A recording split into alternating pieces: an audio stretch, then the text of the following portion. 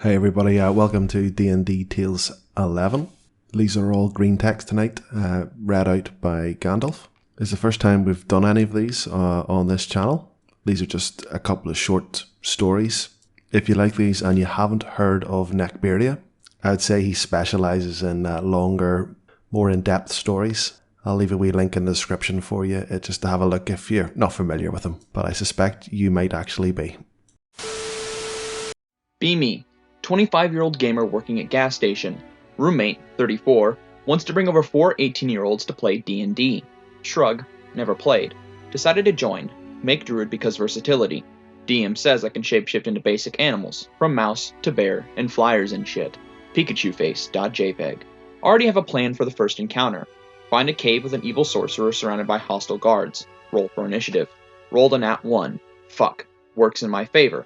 I see nobody can get close to Magic Man. Blonde lady surrounded by algebra.jpg. Can't stop me if I'm flying. Morph into owl. Turn ends. Party getting dozed. My turn again. Ask how high cave ceiling is. 30 feet, DM responds. Nice. Fly above sorcerer. DM gives me a raised eyebrow. He shoots magic. What can I hope to accomplish? Morph into bear. End of turn. DM looks confused at first. DM rolls eyes. DM then rolls dice. Rolls again. DM calculates. I take X falling damage and survive. Sorcerer dies on impact. Soldiers see the master die in one attack and run in fear. Everyone loses their minds and can't stop laughing. I am forever exalted. Bear drop. Not giving all details of campaigns, because participants use Reddit. Not using a throwaway, because fuck my friends. Go through my history if you want. Got nothing to hide. Be me. New DM. Be not me. Level 3 warlock, 3 barb, level 3 fighter. Players are traveling underground trying to establish why super racist humans and elves are pushing other races underground. During travel, I make players pull encounters out of a jar. Some good, some bad, to keep things random and fair. Players come across, totally not stolen from another Reddit post, Cyclops, that is a hill giant that cut out its own eye looking for blind followers, because, in Blind Kingdom, one eye be God, calls himself God, has a big fucking stick for a weapon. Players continuously roll like shit, especially during level up. One hit from this thing would kill, but given cutout eye, gave a -3 to hit and given no dark vision, roll with disadvantage. So fuck all chance of actually hitting any fighter. I use my halberd to attack its other eye. DM. Sure thing, but it would be pretty difficult. I got a 19. 25 total. DM. You hit it with the tip of your halberd and blind it. God starts wailing and direct players to his treasure at the end of the hall. Just wants to live and is rethinking this whole deity. Warlock takes pity and wants to help the hill giant. Tries to patch him up and him along. Cut to next encounter. Pull Samurai Jack magic worm encounter. Ahem. You come to a more open cavern than the narrow and low-hanging path you have been following. In the distance, you see a great axe embedded in the wall in the hands of a dwarf skeleton. It gives an unnatural red shimmer in the reflection of any light. As you approach it, 2 large worms descend from the ceiling. One of us always lies. The other always tells the truth. Asking one of us only one question. Which of us is the truth-speaking worm? Pick right and get axe. Pick wrong and die. Barb wants shiny new axe. Nominates himself to answer. Thinks for a bit. Bard. I flip-flop the worms and say, this is my middle finger. I think for a bit, and use the fact that your thumb ain't a finger. The right worm says, that is your middle finger. The left worm says, you have 2 middles. Long argument starts between the players, and by the end they don't even remember what the worm said, let alone which said which. Barb. I threaten God and make him answer. Passes his intimidate check, and IRL says, at least this way my character won't die. I let him pick God's answer. By sheer luck he picks correctly, and God now has a magical great axe.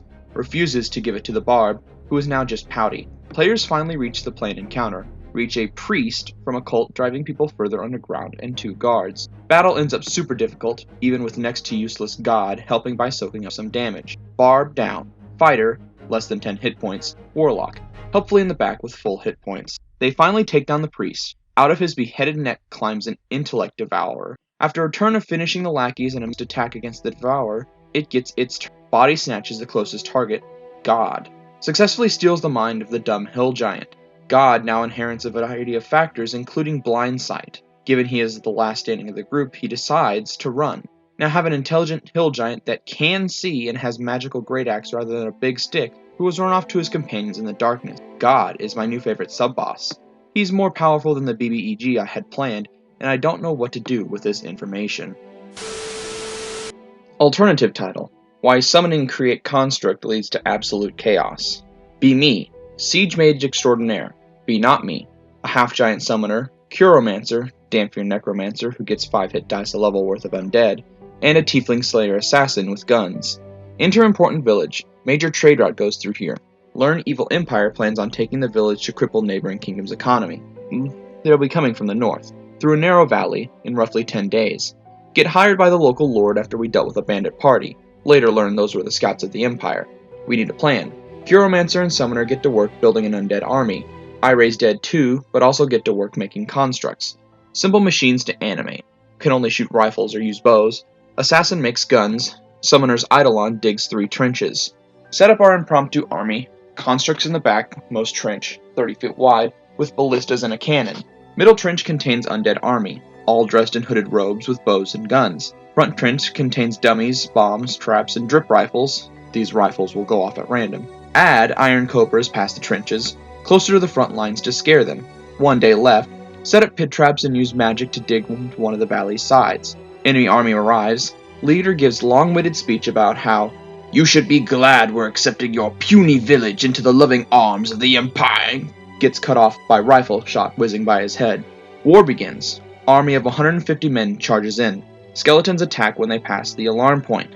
Pit trap kills 27 men total. Drip rifles finish firing. 11 dead, 25 wounded. Iron cobras kill 6 via poison before they're all destroyed. Skeletons already killed 13 men via their hailstorm arrow and bullets. Army takes trench, 1. 39 men are in it when the traps go off.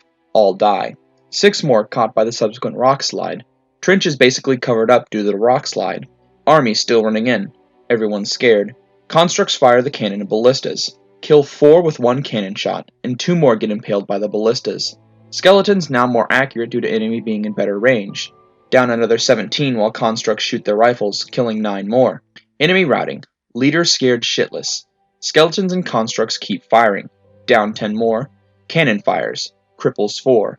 Ballistas follow up. Kill one of the non-crippled soldiers. Commander is last man standing, and is too terrified to move. Cannon fires again. Splatters Commander. And that was how we won a battle, without ever fighting in it. Full disclosure, I got the name of the rival adventuring group from a Reddit post, but I can't find it to provide proper credit. So I'm sorry to whoever I stole the one-off joke from. Be me, DM. Be not me. 4 level 2 adventurers in Waterdeep. Yawning Portal Tavern has been set up as the adventurer watering hole, lol, destination, complete with bounty board. Party is bored and wants money, so they head down to ask for bounty jobs. Clear out this kobold-infested fort, but be careful. They have a backdoor escape route. You'll need to hit them from both sides. Party accepts. Starts talking about how to block the exits, or maybe how to split the party to keep the kobolds from running. Tavern owner says, "Alright, just need your signature off the bounty offer so we can mark you as having taken it." But suddenly, music stops. Door slams open. Ah-ya-ya-ya!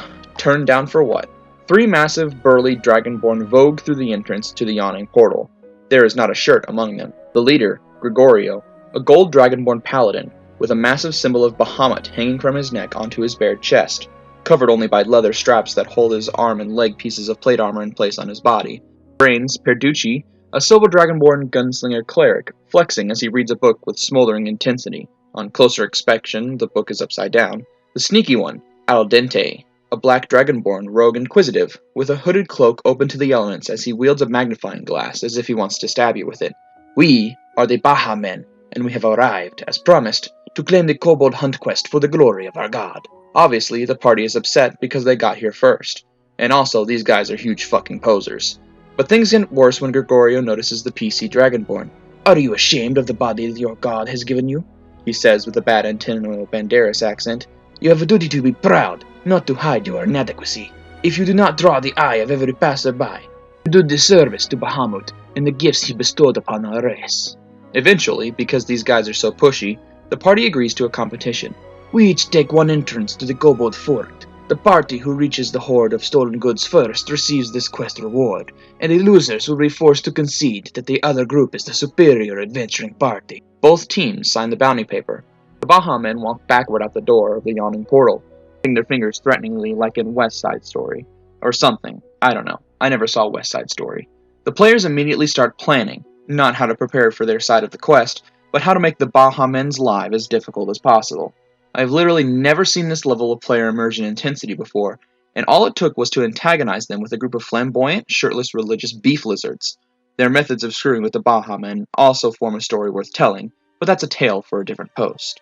TLDR. I made my players care by pissing them off with religious and scaly yaoi. DM decides to start over with Evil Campaign.